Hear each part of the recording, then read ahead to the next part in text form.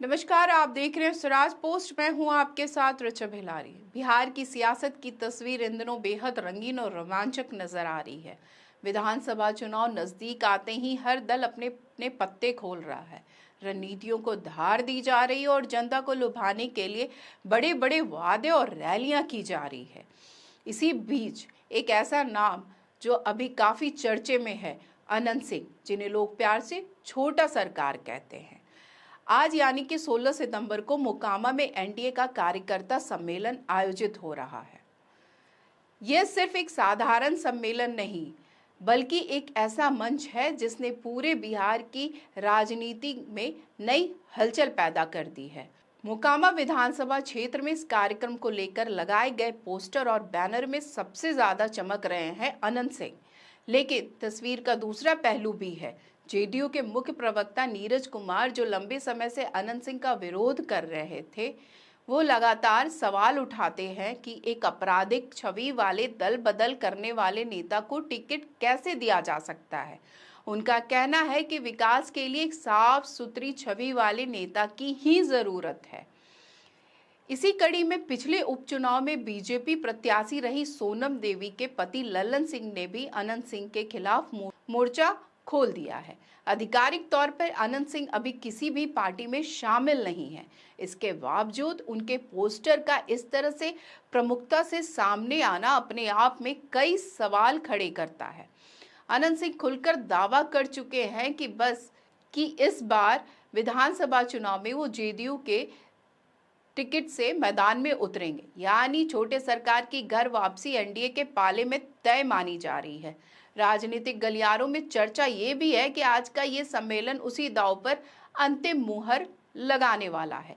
मोकामा के मोर गांव में होने वाला यह कार्यक्रम में बड़े बड़े चेहरे मौजूद रहेंगे। जेडीयू के राष्ट्रीय अध्यक्ष और सांसद ललन सिंह, बीजेपी नेता राजीव प्रताप रूडी, बिहार सरकार के मंत्री अशोक चौधरी और शीला मंडल समेत कई दिग्गज नेता। अब सबकी निगाहें टिकी है कि क्या ये नेता अपने संबोधन में अनंत सिंह का नाम लेंगे या नहीं।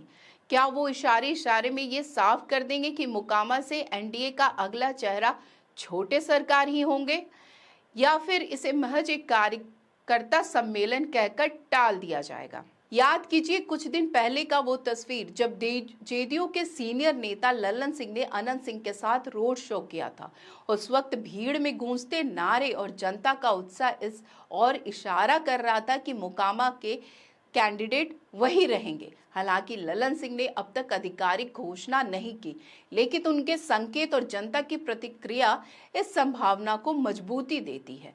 बस इंतजार था सही समय और सही मौके का, और शायद आज वही समय आ पहुंचा है। लेकिन राजनीतिक सिर्फ समर्थन की कहानी नहीं होती, उसमें विरोध की आवाज भी बराबर गूंजती है, और इस मामले में भी ऐसा ही हो रहा है। जेडीयू के प्रवक्ता नीरज कुमार ने साफ कहा है कि अनंत सिंह की छवि आपराधिक है और वो अक्सर दल बदलते रहते हैं। वहीं उनका मानना है कि मोकामा को एक साफ सुथरी और टिकाऊ छवि वाले नेता की जरूरत है, ताकि विकास की गाड़ी सही रफ्तार पकड़ सके। इतना ही नहीं, पिछले उपचुनाव में भाजपा उम्मीदवार रही सोनम देवी के पति ललन सिंह ने भी अनंत सिंह का विरोध किया है। यानी पार्टी के भीतर और बाहर दोनों जगह सवाल उठ रहे हैं। यही वजह है कि आज मोकामा की राजनीति काफी गर्म हो चुकी है।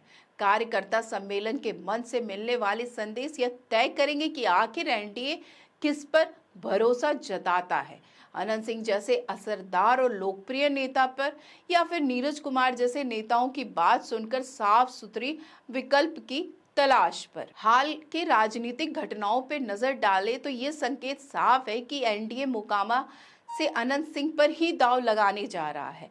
लेकिन राजनीति की सबसे बड़ी सच्चाई ये है कि जब तक आधिकारिक ऐलान ना हो तब तक सब कुछ सिर्फ कयास माना जाता है। तो अब सबकी नजर टिकी है आज के सम्मेलन पे। क्या मंच से अनंत सिंह के नाम पर औपचारिक गूंज सुनाई देगी, या फिर ये चर्चा फिलहाल सिर्फ अटकलों तक सीमित रह जाएगी। इतना तय है कि आज का दिन मोकामा की राजनीति ही नहीं बल्कि बिहार की चुनावी सियासी के लिए भी बेहद अहम साबित होने वाला है। तो आज की इस वीडियो में बस इतना ही। आगे की खबरों के लिए देखते रहे स्वराज पोस्ट। अगर यूट्यूब पे देख रहे हैं तो चैनल सब्सक्राइब करें, फेसबुक पे देख रहे हैं पेज फॉलो करें। धन्यवाद।